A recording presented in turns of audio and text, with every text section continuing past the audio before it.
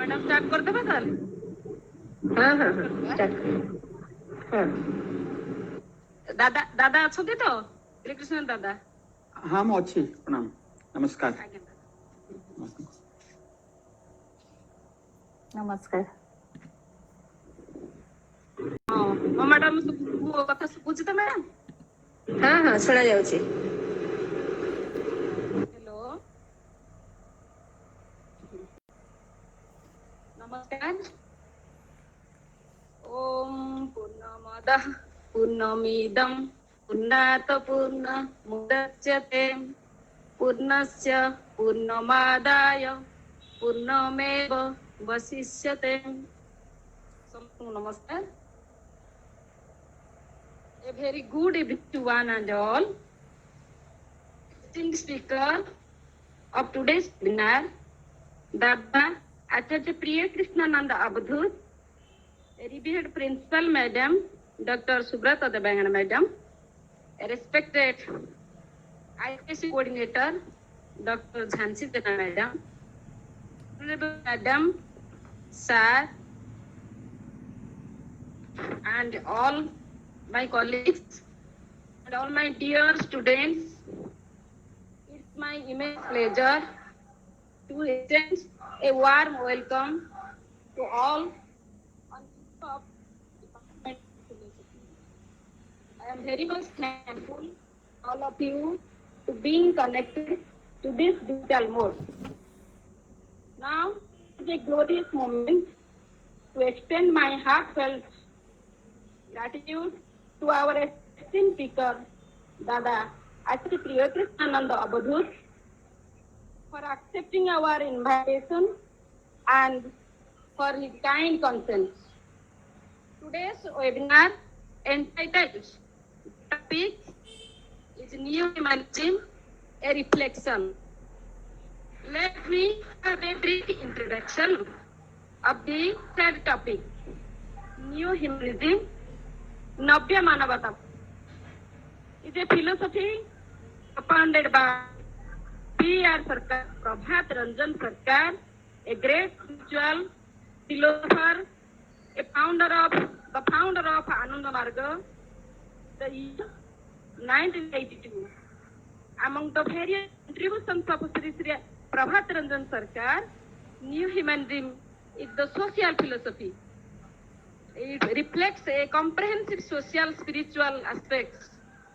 New humanism is newly explained humanism, when human love and care is extended to all human beings, animals, plants, birds, even non-living things. It is called neo-humanism. It is based on rationality and spirituality rather than sentiments and dogmas. Its aim is universalism rather than individualism, which shows that it means it is guided by the Sama Samaja Tattva rather than Atma Sukha Tattva. So let us listen from Dada Acharya Priya Krishnananda Abdhut the detail of this philosophy, which is a unique topic, it's a beautiful topic.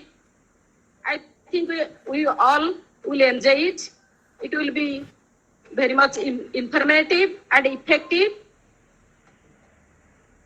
Those who want to ask questions, please write in the chat box, or you can unmute yourself and ask questions. Now, I would like to request Madam Principal to address the session. Thank you, Madam. Thank you, Redu Madam. Esteemed resource person, Acharya Priya Krishnananda Avadut, Senior Monk, Central In Charge Department of Education, Anand Marg Pracharak, Sangh, Kolkata. Coordinator IQAC Dr. Jhansi Jena, Assistant Professor of Education. dear HOD and faculties of Department of Logic and Philosophy, KKS Women's College, Baleshwar, distinguished invited participants, dear students, Namaskar and a warm welcome to you all. I consider this a privilege to have the opportunity to welcome a man of knowledge, experience and wisdom, a man with something special, some special achievement, perhaps in many other fields which are still unknown to us. I welcome you, sir, with gratitude and namaskar to you. I express my gratitude for being available to talk to our students. It certainly is going to be novel and enlightening experience for them. The topic of the webinar, organized in collaboration with IQAC, is Neo-Humanism, a reflection. I would just like to tell my students, others are very likely to know, just to tell my students that when we come to a topic, when we come to know about this topic, Neo-Humanism, naturally certain other words come to our mind, which we must also understand. Human, H-U-M-A-N-E, humanity, humanitarian, and then humanism. There are all terms are meaningful, and the meaning of all these terms we must know. Human as a human being, then human as characteristics, human characteristics, human that is being kind and compassionate, humanity that again a collection of human beings means, and that also means characteristics of being human, humanitarian that is an act of welfare. Then comes humanism. Humanism, as Madam has already told you, Manavata. This term she has already used, Manavata or humanism. You can say that something that is based on science, based on scientific outlook, based on reasoning, rationality. So that is where we come. That is where we understand. That is how we understand humanism. And it has deeper meaning, it has deeper connotations. It is because it is a theory, because it is a ism. I just told you about the dictionary meaning, but being a theory, it has diverse meanings. So, when it comes to neo-humanism, it must be something bigger, something deeper, which would be an eye-opening topic for us. And as we know, every topic is meant for discussion and debate. And unless we discuss, we can't debate. So let us discuss this topic today. Let us listen to our honorable resource person intently, closely, so that we understand what he has to say about neoclassicism. That is a new theory, that must be a new theory, that must be new for our students, very new for our students. And if we listen to carefully, then we can think further, rationally, scientifically, and debate about it or discuss more about it, know more about it, try to discover more about it. It will open opportunities for us, opportunity of knowledge for us all, not only you but also for us. So it is going to be very interesting, I think. And before we start this interesting topic, before we listen to our learned resource person, let us get introduced to him. And it is necessary, as I always tell, this guest introduction is a very necessary thing. And I would request, therefore, Dr. Jhansi Jena, Coordinator IQAC, to introduce the guest. Thank you very much. Thank you all, and very warm welcome to you all, and my regards and welcome to our resource person. Thank you, everybody. Over to you, Jhansi Madam. Thank you, Madam. Good evening, everyone. Namaskar and a warm welcome to you all, respected Madam Principal and honorable guest resource person of today's webinar. Acharya Priya Krishnananda Avadhuta, my esteemed colleagues and dear students. It's a great pleasure for me to introduce Acharya Priya Krishnananda ji. He is a senior monk, central in charge, education department, Ananda Marga Prachar Sangha, Kolkata. He has a degree in engineering and later on his spiritual journey started from 1985 after being influenced by the ideology and philosophy of Sri Sri Ananda Murti ji, founder of Ananda Marga, a socio-spiritual organization. Acharya Priya Krishnananda Avadhuta ji has had 37 years of spiritual journey since 1985 and he has rendered his service in various realms of society. He has visited around 50 countries and different states of India to teach yoga and meditation. There are a number of articles in his credit in leading national and international journals on yoga, meditation, and neo-humanist education. More than these, Acharya is a good orator and a man of virtue who always engaged in inculcating human values through neo-humanist education.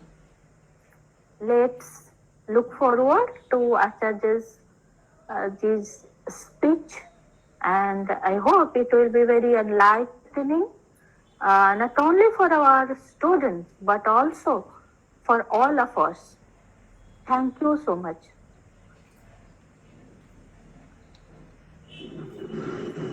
Sir, welcome, sir, and we are waiting eagerly for your talk.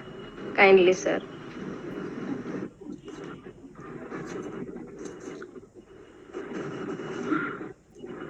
Over to you, sir. Okay. Guru Brahma, Guru Vishnu, Guru Deva Maheshwara, Guru Reva Param Brahma, Tasmai Sri Gurave Namaha.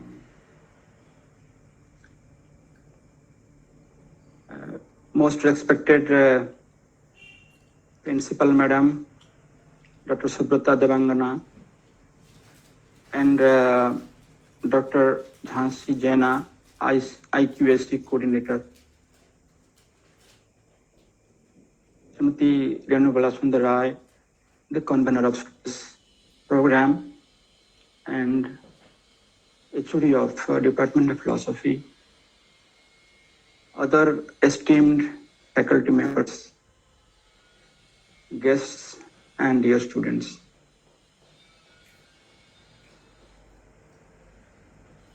It is a privilege for me to share a wonderful and epoch-making philosophy propounded by a great seer and philosopher of 20th century, Sri Prabhat Ranjan Sarkar. He was not only a philosopher, but a great social thinker, a great revolutionary, a spiritual master, an educationist, linguist, historian, scientist, and what not. So I was told by Renu Didi that I don't know if English is welcome by all, or should I speak mixed English and Odia. So accordingly I can go ahead. So English is okay for all?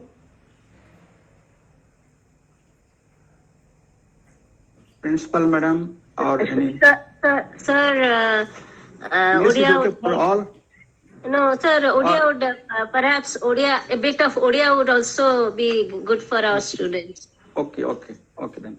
So आमे टिके मिसई कहिबा चेष्टा करिबी कहिया पई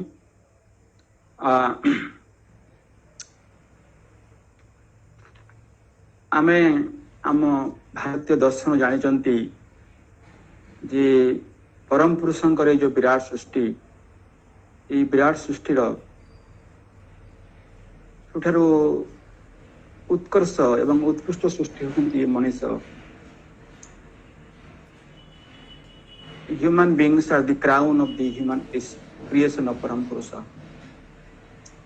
Human beings are endowed with highest intellect and also the faculty of rationality, which other living beings don't possess. That is why our scriptures say that we are Amrutasya Putra. आमने समस्ते human beings are Amrutasya Putra. Human beings have traveled a long journey over 10 lakhs years, means 1 million years, and 15,000 of human civilization. But today, human civilization is standing on a crossroad.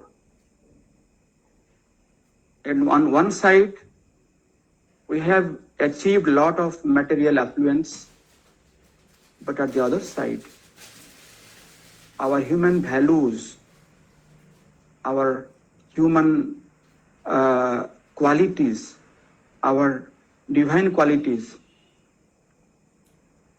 the qualities that make us unique in this creation, our humanism, our values, divine values are eroding, especially the moral values. Today we are more learned but less educated. We have more knowledge but less compassion. That is why humanity is going through a very critical juncture in the human history. And the social thinkers say either we have to live together or we have to die together. This is the situation we are today. And I remember one beautiful story. It's called the story of a Huma bird. There was a Huma bird who was living in the highest stratosphere, and it laid an egg. And slowly the egg is falling down and down and down. As the egg is falling down, the speed is increasing, and because of friction, the yolk inside is turning to a little bird. And the bird had no future, but only to be hit on the ground and meets its end. But as you know, the Creator, Parama Purusa, जे आम समस्त सृष्टि करितंती, तांकर सृष्टिर से ही कारण जानती एवं ए सृष्टिर जो गति बा परिणति से ही निर्धारण करितंती. Human beings may claim that we have a lot of knowledge, we have a lot of intellect, but we all have limitations because human mind, human intellect is so limited. We have a small brain in a small cranium and a small, what you call dislocation of the neurons can, nullify all our knowledge. We may have degrees in many subjects, but once our brain is not functioning due to some malfunctioning of neurons, all our knowledge, learnings become zero. We are so limited in our knowledge, in our, faculties, whatever faculties we have, our physical faculties, intellectual faculties, intuitional faculties, we are so limited. We cannot hear something which is too loud. We cannot hear something which is too small. We cannot see something which is very close to our eyes, and we cannot see something which is too far from us. So everything is being controlled and being guided by a supreme entity, the cosmic entity who is the creator of all of us. That is why P.R. Sarkar says that human beings have nothing to feel what you call proud. The only pride we can have that we are the sons and daughters of the divine progenitor, of the supreme consciousness. Means our creator is one and our source is one, our origin is one. As our origin is one, as our cosmic father is one, so we belong to one family. That is the fundamental basis of New Heaven. That is the spirituality. That is what P.R. Sarkar says.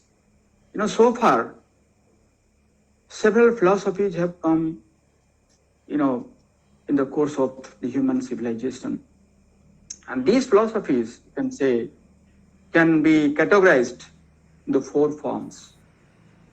One kind of philosophy that came is called the self-centered philosophy. Means capitalism, where the selfish pleasure is the paramount. And whether other living beings have life or not, means whether they live or not, whether they progress or not, whether others feel happy or not, I don't have any concern. I must thrive at the cost of others. At this point, P.R. Sarkar says that, pranaha jathatmanabhishta bhutanam apite tatha atmau pammena bhutanam dayam kurvanti sadhava. Means as my life is dear to me, others' lives are equally dear to them. Nobody wants misery, nobody wants pain, nobody wants suffering. We all want to listen good words. We all want to be regarded and respected. Nobody wants to live a life of humiliation or what we call ridiculous life. So today, due to the social circumstances, due to the cunningness of, a group of people or some people, the world has been divided into 2 groups. You can say one is haves and the others are have-nots. This is the outcome of capitalism. It divides the society into 2 sections, haves and have-nots. Some, they don't know how much they have, and some, they have nothing. And those who have nothing, their number is 99%. So that is why, so far, human beings, in spite of the lot of learning and wisdom, they could not